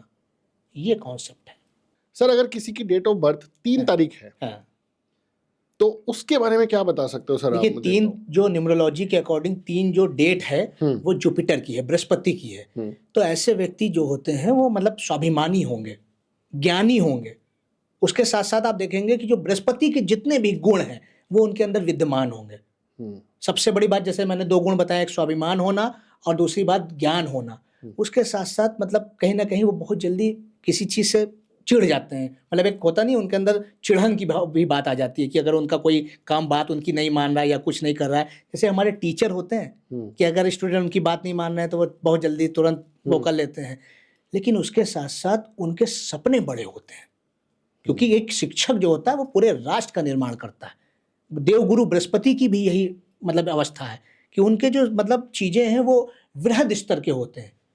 उसके साथ साथ सबसे महत्वपूर्ण जो गुण है उनका शिक्षा के प्रति जरूर आदर और सम्मान होगा। जितने भी 3 तारीख को जितने भी लोगों का जन्म हुआ है वो आदर सम्मान शिक्षा के प्रति जरूर होगा, धर्म के प्रति जरूर होगा। वो धर्म के प्रति भी जाएंगे कि हाँ भाई उनके अंदर धर्म दिल में बसता होगा उनके धर्म, और कहीं ना कहीं वो आज्ञाकारी भी हो जाते हैं। जैसे जैसे मतलब एज में आते रहते हैं, बड़े होते हैं, वो आज्ञाकारी अपनी माता अपने पिता के होते ही होते हैं।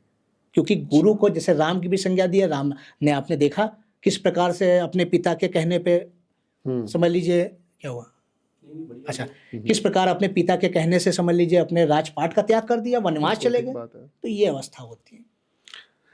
सर 5 तारीख का और बताओ सर। जैसे 5 तारीख वाले, जैसे बुध, 5 संख्या ही बुध की है, तो बुध जैसे कहीं ना कहीं वो बुद्ध से संबंधित कार्य, जैसे लेखन कार्य से जुड़े होंगे। आपने देखा होगा कवि हो सकते हैं या मतलब ज़्यादातर उनका जो बिजनेस होता है, या तो बिजनेसमैन होंगे या तो वो लिखाई पढ़ाई के कार्य में जुड़े होंगे।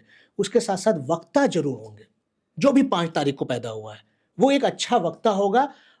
थोड़े से कैलकुलेटिंग होते हैं, लाइफ को भी कैलकुलेट करके चलते हैं, जीवन को भी कैलकुलेट करके चलते हैं। मतलब जो भी चीजें हैं वो मैं आपको बता रहा हूँ किसकी 5 तारीख को। मेरी तो ये चीजें आप में हैं, हाँ जी, मतलब बिल्कुल कैलकुलेट करके बिल्कुल चलते हैं। बिल्कुल। मतलब ये नहीं, कैलकुलेशन के मामले में मुझे ये बोला जाता है भाई तुझसे ज्यादा खतरनाक कैलकुलेशन कोई नहीं कर अब ये सकता। तो आपने मुझे बताया नहीं कि नहीं आपकी बताया 5 या जो भी है। भाई, बिल्कुल नहीं बताया। गुरुजी को पता भी नहीं था कौन मेरी ये डेट ऑफ बर्थ सिर्फ है आपकी क्या। बात नहीं है, ये मतलब जितने भी वीडियो देखते हैं, मैं मतलब पूरी गारंटी के साथ कह सकता हूँ कि अगर 5 तारीख है तो बुद्ध के गुण हैं, बुद्ध के यही सब गुण हैं।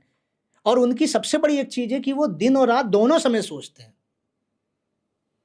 उनका मतलब ये नहीं है कि दिमाग उनका चल रहा है, वो किसी काम में भी बैठे हैं तो दूसरी तरफ उनका चल रहा है कि हाँ अभी मुझे ये खत्म करना है, मुझे वो करना है, वो खत्म करना है, तो ये करना है। तो ये चीजें अगर चीजों से आपसे मैच कर रही हैं या 100%। आपके जानने वाले किसी व्यक्ति से मैच कर रही हैं, तो वहां से आदमी समझ सकता है कि जो न्यूमरोलॉजी एक अंश मात्र है ज्योतिष का, वो इतनी चीजें बता सकती है। तो जब हम वैदिक एस्ट्रोलॉजी का प्रयोग करेंगे तो क्या होगा, आप समझ सकते हैं ना इस बात को। भैया 3 तारीख तो थी मेरे बेटे की और 5 तारीख थी मेरी खुद की। और कहीं ना कहीं जो ये कैलकुलेशन वाला पॉइंट है ना सर, ये तो यहाँ लगा है सीधा, क्योंकि मेरे को ये कमेंट्स पढ़ते हैं कि यार आप कैलकुलेट कैसे करते हो। मतलब टाइमिंग का इतना पंक्चुअल था मैं पहले से ही, और अब भी। ये मेरा एडिटर मेरे साथ आता है सुबह 9:30 बजे एग्जैक्ट, मैं इसको पॉइंट पे मिलता हूँ, तू मिले ना मिले भाई मैं वहाँ टाइम पे हूँ। मैंने आपको बताया था कि वो चीजें आपको मिल गई, वो प्रकृति आपको मिल गई। हाँ, अब आपने और उसमें निखार कर लिया या आपने उसको गिरा दिया। निखार किया तो भाई प्रसिद्धि प्राप्त कर ली। अब मेरे एडिटर मेरे से बोलेगा नहीं सर आप टाइम पे कैसे पहुंच जाते हो हर बार। जी जी जी। सर अगर आप लोगों को भी अपने किसी भी चीज के सवाल का कोई जवाब चाहिए, वाइफ के बारे में पूछना हो। वाइफ के बारे में भी पूछ ले भाई, वो थोड़ा खतरनाक टॉपिक है ना, डर लगता है भाई। नहीं वो नहीं, पूरा आप बताइए, हम सब कुछ बताएंगे चलिए, आपको। 13 नंबर है सर। देखिए 13 नंबर है, हाँ। तो कहते नहीं 13 नंबर एक ऐसा नंबर है जो आपको देख के जान जाएगा कि आप क्या सोचते हो। उसके मतलब 13 नंबर के आगे आपकी नहीं चलेगी, कुछ नहीं चलती यार, कुछ नहीं चलती। इतनी शार्प माइंड ऐसे व्यक्ति होते हैं। और सबसे बड़ी बात, एनर्जी एक्सट्रीम लेवल की, अनलिमिटेड एनर्जी होती है। लड़ने में या किस चीज में? हर चीज में, कोई प्लानिंग उसमें तो में, है। कोई प्लानिंग करने में, किसी मतलब कहते नहीं है कोई चीज का कोई किसी कार्य को अंजाम देने में। और या ऐसे भी उनसे आप बच नहीं सकते 13 नंबर वालों से, क्योंकि ये संख्या ही राहु की है। और राहु से प्रधान व्यक्ति जो है वो कहीं ना कहीं, और सबसे बड़ी बात, उनकी इच्छाएं भी असीमित होती हैं। मतलब महत्वाकांक्षी लोग होते हैं, एम्बिशियस, मतलब एक अच्छी चीज है। आप जब तक कि महत्वाकांक्षी नहीं होंगे तो जीवन में आप अपने लक्ष्य की ओर कैसे सोचेंगे। आपको भी बढ़ाने में कहीं ना कहीं वो लोग बताते होंगे। जैसे जैसे आपने बताया वाइफ की है 13 नंबर, तो आपको भी एक गाइडेंस मिलती होगी, और बेटे को भी क्या करना है या क्या नहीं करना है, या परिवार में क्या होना है, वो सारी चीजें वहां से आती होंगी हाईकमान से। आपके हाईकमान है सर। है ऐसा नहीं है? मानना पड़ता है। हाँ बिल्कुल तो सर, ये माननी चीज़ है। पड़ेगी आपकी बात तो। और ये तो बहुत छोटी सी चीज है यार, ये तो मैं ये मतलब देख रहा हूँ। न्यूमरोलॉजी के अकॉर्डिंग है। जब वैदिक एस्ट्रोलॉजी में आप प्रवेश करेंगे तो कल क्या सोचा था ये भी पता चल जाएगा। भैया अगर आपको ये पॉडकास्ट अच्छा लगा है तो प्लीज अपने दोस्तों के साथ शेयर करो, और कमेंट बॉक्स में अपनी क्वेरियां लिखो। भैया मैं एक लिस्ट बना के अगला पॉडकास्ट सर के साथ आपका नाम अनाउंस करके बनाऊंगा कि भैया मिस्टर सो एंड सो, उनका डेट ऑफ बर्थ ये है, उनका टाइम ये है, उनका प्लेस ऑफ बर्थ ये है, और वो अपने बारे में जानना चाहते हैं। तो हम एक पॉडकास्ट इस टॉपिक पे दोबारा बनाएंगे बहुत जल्दी ही, और मैं तो अपनी पूरी कुंडलियां गुरुजी को दिखाने वाला हूँ कि भैया आप बताओ क्या क्या चल रहा है, क्या क्या ठीक चल रहा है, क्या क्या बुरा चल रहा है, और कैसे धन की, लक्ष्मी देवी की पूजा करके प्रसन्न किया जाए और पैसा कमाया जाए। भाई इवेंचुअली हर बंदे का जो इंटरेस्ट है वो पैसे में ही है, खासकर आपका। नहीं मेरा इतना ज्यादा इंटरेस्ट नहीं है, जी। बट हाँ है तो सबका ही सर। है तो सभी का। लेकिन एक होता नहीं है कि जैसे अब कैलकुलेशन का मैंने बता दिया, हाँ तो वो नंबर्स बढ़ने चाहिए ना। तो वही हाँ चीज़। बिल्कुल, कैलकुलेशन 2 + 2 = 4 या 5 क्या करना है वो जी, तो जी। करना ही पड़ेगा ना। तो दोस्तों ये है डॉक्टर राजवीर जी। मैं सर का बहुत दिल से थैंक्स करता हूँ, आज उन्होंने सरस्वती माता जी को याद दिलाया जो मैं बिल्कुल भूल चुका था। ठीक है, अपने जीवन में बिल्कुल आप सब लोग, मैं मानता हूँ कि कौन सरस्वती माता की पूजा कर रहा है हर रोज, हर बंदा या तो हनुमान चालीसा पढ़ रहा है, ठीक है, वो भी अच्छी बात है, मैं ये नहीं कह रहा हनुमान चालीसा मत पढ़ो यार, लेकिन जो विद्या देने वाली देवी है हम उसको ही क्यों भूलते जा रहे हैं। तो I would like to thank you sir, मैं आपका बहुत तहे दिल से धन्यवाद करता हूँ, आप हमारी रिक्वेस्ट पे आए और एक बहुत ही सुंदर पॉडकास्ट आपने हमारे साथ दिया। आप ऐसे ही दोस्तों चैनल के साथ जुड़े रहिए, हम नया नया कंटेंट आप तक लाते रहेंगे। जय हिंद दोस्तों। बहुत बहुत धन्यवाद आपका।